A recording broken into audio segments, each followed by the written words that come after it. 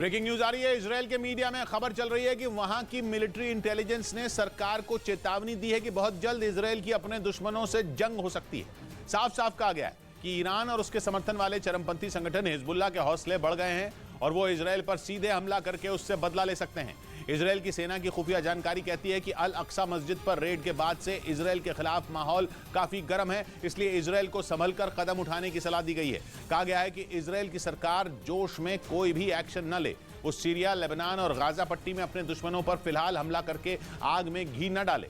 अहम बात यह है कि मिलिट्री इंटेलिजेंस में जंग छिड़ने की तारीख का भी अंदाजा लगाया गया है। आशंका जताई गई है कि रमजान का महीना खत्म होते ही इजरायल की लड़ाई हो सकती है और रमजान के खत्म होने में बस 9 दिन रह गए हैं। अगर यह खबर सही है तो इजरायल के पास ज्यादा वक्त नहीं बचा है। 9 दिन बाद ईद है और डर है कि ईद पर इजरायल में कुछ बहुत बड़ा हो सकता है, क्योंकि पिछले हफ्ते इजरायल की पुलिस के अल अक्सा मस्जिद में फिलिस्तीनियों पर धावा बोलने के बाद से इजरायल चौतरफा हमले झेल रहा है। उसके जानी दुश्मन ईरान से लेकर सभी मुस्लिम देश इजरायल के खिलाफ आग उगल रहे हैं और इजरायल के पड़ोसी लेबनान, गाजा पट्टी और सीरिया तो उस पर रॉकेट भी बरसा चुके हैं। और अब इराक के भी एक चरमपंथी संगठन ने इजरायल पर ड्रोन अटैक करने की धमकी देते हुए एक वीडियो जारी कर दिया। यानी पिक्चर बिल्कुल साफ है, जो बरसों से नहीं हो पाया वो अब होता दिख रहा है। इजरायल के दुश्मन हाथ मिलाते नजर आ रहे हैं और इजरायल के लिए ये बहुत बुरी खबर है, क्योंकि मुस्लिम देशों के झुंड से इजरायल के लिए अकेले निपटना बहुत मुश्किल होगा।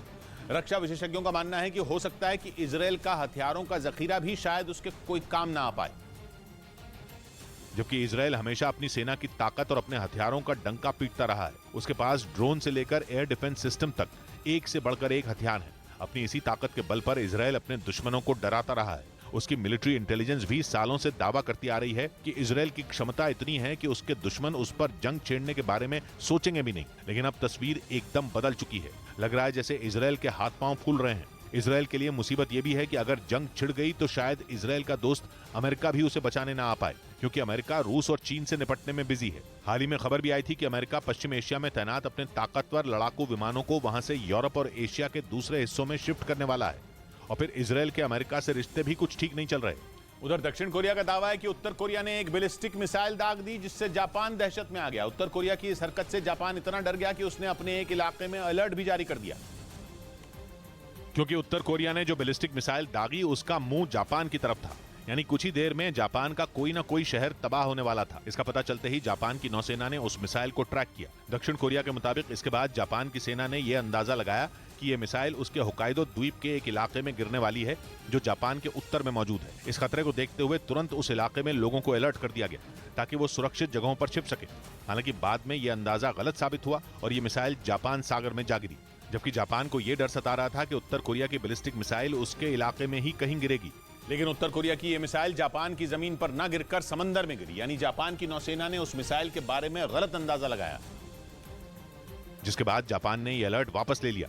हालांकि जापान को इन दिनों चीन के साथ साथ उत्तर कोरिया से भी बड़ा खतरा है। वहां के शासक किम जोंग उन जापान पर इसलिए भड़के हैं क्योंकि वो उत्तर कोरिया के दुश्मन दक्षिण कोरिया और अमेरिका के साथ अपनी दोस्ती बढ़ा रहा है। यही वजह है कि किम जोंग उन इन 3 देशों को अपना सबसे बड़ा दुश्मन मानते हैं। इसीलिए वो जापान और दक्षिण कोरिया को डराने का कोई मौका नहीं छोड़ते। दक्षिण कोरिया के मुताबिक उन्होंने जापान की सीमा के नजदीक अपनी इस बैलिस्टिक मिसाइल को दागकर उसे धमकी देने की कोशिश की। कहा यह भी जा रहा है कि इस कार्रवाई से पहले किम जोंग उन ने अपनी सेना के बड़े अधिकारियों के साथ एक बैठक भी की। इधर सुप्रीम कोर्ट ने न्यायपालिका के खिलाफ ट्वीट करने पर आईपीएल के पूर्व कमिश्नर ललित मोदी को फटकार लगाई। उन्होंने साफ कर दिया कि ललित मोदी कानून और संस्था से ऊपर नहीं है। उन्होंने यह भी साफ कर दिया कि इस मामले में ललित मोदी का दिया गया जवाब संतोषजनक नहीं है, जिसके बाद देश की सर्वोच्च अदालत ने उन्हें बिना शर्त माफी मांगने का आदेश दिया। एक दिन पहले ललित मोदी ने न्यायपालिका का जिक्र करते हुए एक ट्वीट किया था। उधर पश्चिमी मीडिया ने दावा किया कि क्राइमिया पर कब्जे के लिए जेलेंस्की की नई कसम ने पुतिन की नींद उड़ा दी है, जिसके बाद क्राइमिया की सुरक्षा के लिए उन्होंने वहां बड़ी संख्या में टैंकों को तैनात कर दिया है। इसके साथ ही गोला बारूद की एक भारी भरकम खेप भी क्राइमिया में भेज दी गई, क्योंकि पुतिन को इस बात का डर सता रहा है कि यूक्रेन जंग के बीच क्राइमिया कभी भी उनके हाथ से छिन सकता है। इस हफ्ते की शुरुआत में ही जेलेंस्की ने कीव में दी गई इफ्तार पार्टी में क्राइमिया को रूस से छीनने की कसम खाई थी और तभी से माना जा रहा है कि यूक्रेन क्राइमिया को दोबारा हासिल करने के लिए बड़ा हमला बोल सकता है। क्राइमिया 2014 से ही रूस के हाथों में है। यूक्रेन से छीनने के बाद से ही क्राइमिया पुतिन की नाक का सवाल बना हुआ है। वो किसी भी हाल में ये नहीं चाहेंगे कि जेलेंस्की क्राइमिया को रूस से छीन सकें। इसीलिए पुतिन ने क्राइमिया में हथियारों के जखीरे को बढ़ाना शुरू कर दिया।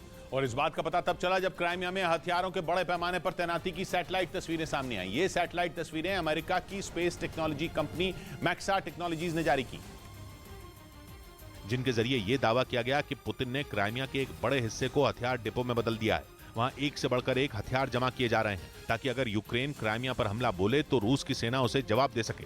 जो तस्वीरें जारी की गई उनमें कई तस्वीरों में रूसी सेना का एक बड़ा बेस नजर आया। दावा है कि क्राइमिया में बनाए गए इस बेस पर सैकड़ों की संख्या में टैंक और बख्तरबंद गाड़ियां मौजूद हैं। इसके साथ ही वहां कई आधुनिक हथियार भी जमा करके रखे गए हैं। पश्चिमी मीडिया के मुताबिक रूस ने यह बेस क्राइमिया के उत्तर में मौजूद मिदवेदेव इलाके में तैयार किया है, क्योंकि रूस को इस बात का डर है कि यूक्रेन खैरसोन से आगे बढ़ते हुए क्राइमिया के उत्तर में ही हमला बोलेगा। इसीलिए क्राइमिया के उस हिस्से को मजबूत करने के लिए वहां हथियारों की तैनाती के साथ साथ कई और उपाय भी किए गए। सैटेलाइट तस्वीरों के आधार पर दावा किया गया कि रूस ने क्राइमिया के समुद्री तटों पर ऊंची ऊंची बाड़ बना दी। साथ ही उन्होंने काला सागर से लगे क्राइमिया के समुद्री तटों पर बड़े बड़े गड्ढे भी खुदवा दिए ताकि यूक्रेन के टैंक और बख्तरबंद गाड़ियां वहां फंस जाएं। इसके अलावा यूक्रेन की सेना को रोकने के लिए वहां लकड़ी के ऊंचे बैरिकेड भी बनाए गए हैं। क्राइमिया में तैनात रूस के एक अधिकारी के मुताबिक ये तो अभी शुरुआत है और क्राइमिया को रूस के हाथों से जाने से बचाने के लिए आने वाले दिनों में वहां और भी घातक हथियारों की तैनाती का प्लान है, क्योंकि पुतिन ये कभी भी नहीं चाहेंगे कि यूक्रेन जीतने के चक्कर में वो क्राइमिया से ही हाथ धो बैठे।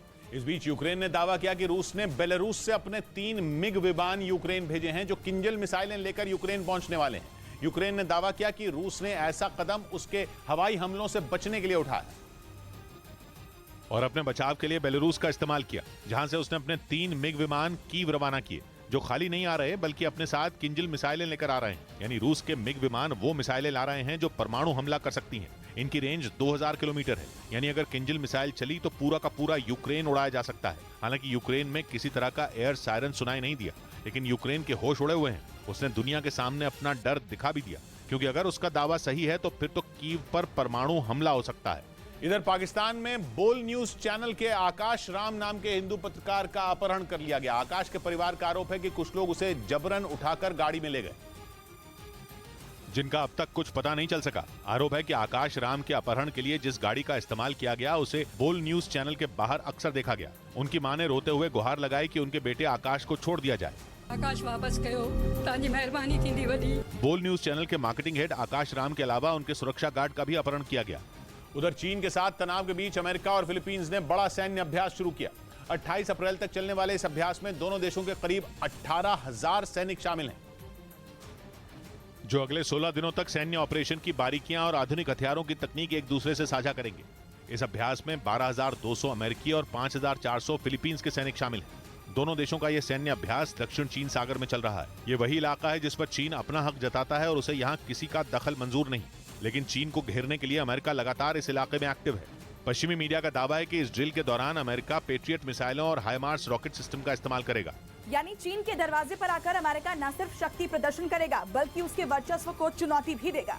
और इसी वजह से चीन तिलमिलाया हुआ है। उसने अमेरिका और फिलीपींस को चेतावनी देते हुए कह दिया कि इस ड्रिल से दक्षिण चीन सागर में लंबे समय तक तनाव पैदा हो सकता है। इस बीच पश्चिमी मीडिया का दावा है कि चीन के साथ बढ़ते तनाव के बाद जापान लंबी दूरी की मिसाइलें बनाएगा। वहां के रक्षा मंत्रालय ने हथियार बनाने वाली एक कंपनी से इसके लिए करीब $300 करोड़ यानी भारतीय रुपयों में करीब 22,000 करोड़ का करार किया, जिसके तहत इसी साल टाइप 12 गाइडेड मिसाइलों और हाइपरसोनिक ग्लाइड मिसाइलों का बड़े पैमाने पर उत्पादन शुरू किया जाएगा। टाइप 12 गाइडेड मिसाइलें वो होती हैं जिनको जमीन से लॉन्च किया जाता है और समंदर में किसी भी टारगेट को निशाना बनाया जा सकता है, जबकि हाइपरसोनिक ग्लाइड मिसाइल को एक रॉकेट से लॉन्च किया जाता है और लॉन्च होने के बाद वो रॉकेट से अलग होकर तेजी से टारगेट पर वार करती है। जापान के रक्षा मंत्रालय ने 2027 तक इन मिसाइलों को तैनात करने का लक्ष्य रखा है।